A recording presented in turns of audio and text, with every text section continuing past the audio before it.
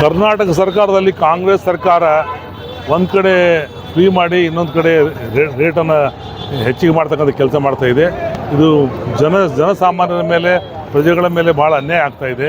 ಇದು ಸಾಮಾನ್ಯರಿಗೆ ಭಾಳ ಏನಪ್ಪ ತೊಂದರೆ ಕೊಡ್ತಾ ಇದ್ದೀರಿ. ಇದು ಭಾಳ ಅನ್ಯಾಯ. ತಾವು ತೀವ್ರವಾಗಿ ಪೆಟ್ರೋಲ್ ಬೆಲೆ ಡೀಸೆಲ್ ಬೆಲೆ ಕಡಿಮೆ ಮಾಡದೇ ಇದ್ದರೆ ಕರ್ನಾಟಕ ರಾಜ್ಯದಲ್ಲಿ ತೀವ್ರವಾದ ಹೋರಾಟವನ್ನು ನಾವು BJP ಪಾರ್ಟಿಗಳಿಂದ ಮಾಡಬೇಕಾಗ್ತದೆ. ಇದನ್ನು ಸಿದ್ದರಾಮಯ್ಯ ಅವರು ಅರ್ಥಕೊಳ್ಬೇಕು. ಸುಮ್ಮನೆ ಅನಾವಶ್ಯವಾಗಿ ನಾವು ಎಲ್ಲ ಹೆಣ್ಮಕ್ಳಿಗೆ ಫ್ರೀ ಮಾಡಿಬಿಟ್ರು, ಈ ಕಡೆ ಎಲ್ಲ ಬೆಲೆಗಳು ಜಾಸ್ತಿ ಮಾಡಿಬಿಟ್ರು. ಇದೇನಾ ನೀತಿ ನಿಂದು? ಸರಿಯಾದ ಮಾತಲ್ಲ. ತಕ್ಷಣವಾಗಿ ತಾವು ಪೆಟ್ರೋಲ್ ಬೆಲೆ ಡೀಸೆಲ್ ಬೆಲೆಯನ್ನು ಕಡಿಮೆ ಮಾಡಬೇಕು. ಜನಸಾಮಾನ್ಯ ಅನುಕೂಲ ಮಾಡಿಕೊಟ್ಟು ಹೇಳೋದನ್ನು ಹಂತನ ಮಾತಾಡ್ತಾರೆ. ಕರ್ನಾಟಕ ಸರ್ಕಾರ ಪೆಟ್ರೋಲು ಮತ್ತು ಡೀಸೆಲ್ ಬೆಲೆ ಹೆಚ್ಚಿಸ್ತಕ್ಕಂಥ ಕೆಲಸ ಮಾಡಿದೆ. ಬಹುಶಃ ಇವತ್ತು ಕಾಂಗ್ರೆಸ್ ಸರ್ಕಾರಕ್ಕೆ ತಮ್ಮ ಮುಖಾಂತರ ನಾ ಕೇಳೋದಿಷ್ಟೇ, ಕಳೆದ 1 ವರ್ಷಗಳಿಂದ ನಿರಂತರವಾಗಿ ತಾವು ಅಧಿಕಾರದಲ್ಲಿದ್ದು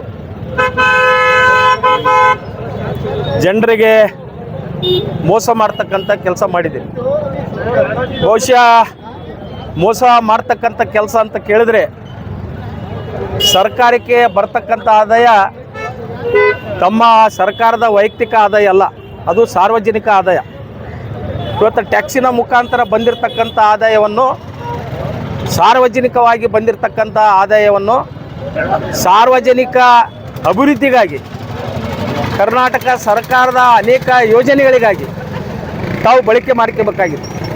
ಆದರೆ ಸರ್ಕಾರ ಕಳೆದ 1 ವರ್ಷಗಳಿಂದ ನಿರಂತರವಾಗಿ ಏನು ಅನೇಕ ಉಚಿತವಾಗಿರ್ತಕ್ಕಂಥ ಭಾಗ್ಯಗಳನ್ನು ಕೊಡೋದ್ರ ಮುಖಾಂತರ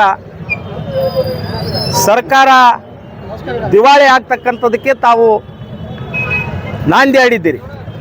ಬಹುಶಃ ಈ ಸಂದರ್ಭದಲ್ಲಿ ಸರ್ಕಾರಕ್ಕೆ ನಾನು ಕೇಳೋದಿಷ್ಟೇ, ತಾವು ಸಂಗ್ರಹಿಸಿರ್ತಕ್ಕಂಥ ಹಣ ಇದು ಸಾರ್ವಜನಿಕರ ಟ್ಯಾಕ್ಸಿನ ಮುಖಾಂತರ ಬಂದಿರತಕ್ಕಂಥ ಹಣ. ಇದು ಸಾರ್ವಜನಿಕವಾಗಿ ಬಂದಿರತಕ್ಕಂಥ ಹಣದ ಲೆಕ್ಕಪತ್ರವನ್ನು ಇವತ್ತು ಸಾರ್ವಜನಿಕ ಜನರಿಗೆ, ಬಡವರಿಗಾಗಿರ್ಬೋದು, ರೈತರಿಗಾಗಿರ್ಬೋದು, ವ್ಯಾಪಾರಸ್ಥರಿಗಾಗಿರ್ಬೋದು ಹೇಳ್ತಕ್ಕಂಥ ಕೆಲಸ ತಮ್ಮಿಂದ ಆಗಬೇಕು. ಇವತ್ತು ಬಹುಶಃ ತಾವು ನೋಡಿದಿರಿ, ಕಳೆದ 1 ವರ್ಷಗಳಿಂದ ನಿರಂತರವಾಗಿ ರೈತರಿಗೆ ಯಾವುದೇ ಸಹಾಯ ಸಹಕಾರ, ಸಬ್ಸಿಡಿ, ಅನೇಕ ಯೋಜನೆಗಳು ಇವತ್ತು ನಿಂತೋಗಿವೆ. ಯಾವುದು ಕೂಡ ತಮ್ಮಿಂದ ಆಗ್ತಾ ಇಲ್ಲ. ಇವತ್ತು DCC ಬ್ಯಾಂಕಿನ ಉಪಾಧ್ಯಕ್ಷನಾಗಿರ್ತಕ್ಕಂಥ ನಾನು, ನಮ್ಮ BJP ಸರ್ಕಾರ ಇರ್ತಕ್ಕಂಥ ಸಂದರ್ಭದಲ್ಲಿ ಯಾವ ಕಲಬುರಗಿ ಯಾದಗಿರಿಯ DCC ಬ್ಯಾಂಕಿನ ಮುಖಾಂತರ ಸುಮಾರು 1000 ಕೋಟಿ ಹೆಚ್ಚಿಗೆ ಅನೇಕ ರೈತರಿಗೆ ಉಚಿತವಾಗಿರ್ತಕ್ಕಂಥ, ಬಡ್ಡಿ ರಹಿತವಾಗಿರ್ತಕ್ಕಂಥ ಸಾಲ ಕೊಟ್ಟಿರ್ತಕ್ಕಂಥ ಉದಾಹರಣೆ ಇದೆ. ಇವತ್ತು ನಾನು ತಮ್ಮ ಮುಖಾಂತರ ಕೇಳ್ತಾ ಇದ್ದೀನಿ, ತಾವು 1 ವರ್ಷಗಳಲ್ಲಿ ರೈತರಿಗೆ ಎಷ್ಟು ದುಡ್ಡು ಬಡ್ಡಿ ರಹಿತವಾಗಿರ್ತಕ್ಕಂಥ ಸಾಲ ಕೊಟ್ಟಿದ್ದೀರಿ ತಾವು ತಿಳಿಸ್ಬೇಕು. 1. 2ನೇದು, ಏನು ಸಾರ್ವಜನಿಕವಾಗಿರ್ತಕ್ಕಂಥ ಟ್ಯಾಕ್ಸಿನ ಮುಖಾಂತರ ಪಡೆದಿರ್ತಕ್ಕಂಥ ಏನು ಆದಾಯ ಇದೆಯಲ್ಲ, ಆ ಆದಾಯದ ಲೆಕ್ಕಪತ್ರ ಇವತ್ತು ಸಾರ್ವಜನಿಕವಾಗಿ ತಾವು ಪ್ರಕಟಣೆ ಮಾಡಬೇಕು. ಇವತ್ತು ತಾವು ಏಕಾಏಕಿ 4 ರೂಪಾಯಿ 5 ರೂಪಾಯಿ ಡೀಸೆಲ್ ಮತ್ತು ಪೆಟ್ರೋಲ್ ಮೇಲೆ ದರ ಏರಿಸೋದ್ರ ಮುಖಾಂತರ ಸಾಮಾನ್ಯ ಒಬ್ಬ ರೈತರಿಗೂ ಕೂಡ ತೊಂದರೆ ಆಗ್ತಕ್ಕಂಥ ಕೆಲಸ ತಾವು ಮಾಡಿದ್ದೀರಿ ಅಂತೇಳಿ ಇವತ್ತು ಬಹುಶಃ ಇದು ಹೆಚ್ಚಿಸಿರ್ತಕ್ಕಂಥ ದರದಿಂದ ಗೊತ್ತಾಗ್ತಾ ಇದೆ.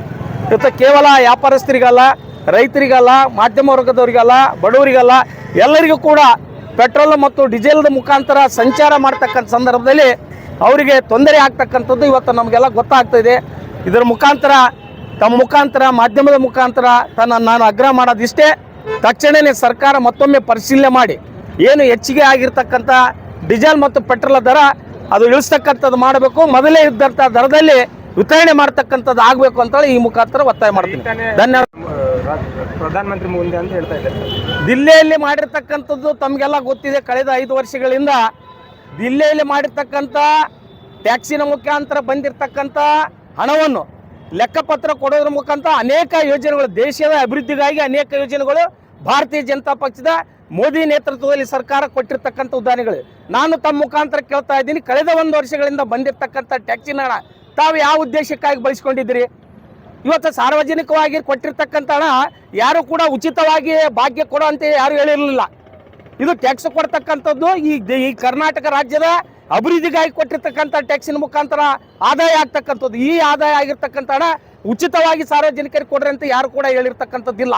ಅದಕ್ಕೋಸ್ಕರ ಮತ್ತೊಮ್ಮೆ ತಮ್ಮ ಮುಖಾಂತರ ಒತ್ತಾಯ ಮಾಡ್ತೀನಿ, ತಕ್ಷಣನೇ ಈ ಕೊಟ್ಟಿರ್ತಕ್ಕಂಥ ದರ ಏನಿದೆಯಲ್ಲ, ಹೆಚ್ಚು ಮಾಡಿರ್ತಕ್ಕಂಥ ದರ ತಕ್ಷಣ ನಿಲ್ಲಿಸಿ ಇವತ್ತು ಸರ್ಕಾರ ತಾವು ಮತ್ತೊಮ್ಮೆ ಪರಿಶೀಲನೆ ಮಾಡಿ ಉಚಿತವಾಗಿರ್ತಕ್ಕಂಥ ಅನೇಕ ಭಾಗ್ಯಗಳನ್ನು ಹಿಂಪಡಿತಕ್ಕಂಥ ಕೆಲಸ ಮಾಡಿ ಈ ಕರ್ನಾಟಕ ಅಭಿವೃದ್ಧಿ ಮಾಡ್ತಕ್ಕಂಥ ಕೆಲಸ ಮಾಡಬೇಕು ಅಂತ ಒತ್ತಾಯ ಮಾಡ್ತೀನಿ.